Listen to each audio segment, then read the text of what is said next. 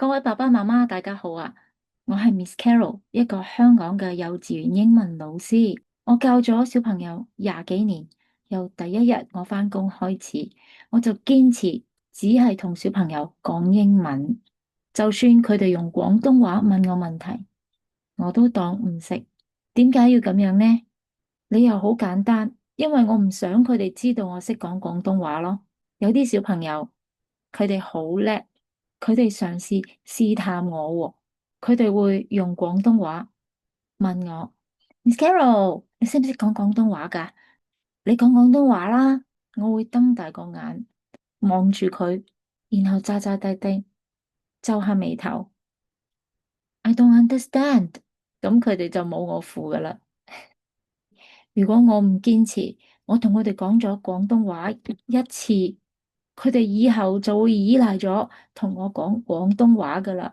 咁樣上英文堂就唔係英文堂噶啦。幼兒時期係佢哋學語言嘅黃金時期，我哋要俾佢哋沉浸式咁樣去學。所以我都好鼓勵家長每日起碼花少少嘅時間。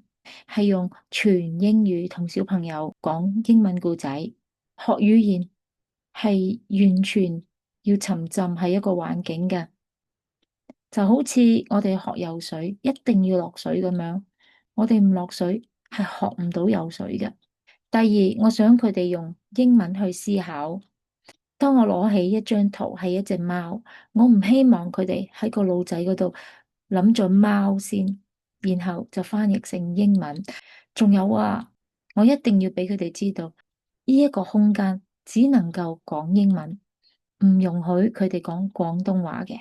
廿幾年嚟，我見到好多嘅小朋友由 N1 翻學，好怕英文，到佢哋 K3 畢業嘅時候，好有信心咁樣喺課堂裏面回答我嘅問題，我感到好欣慰。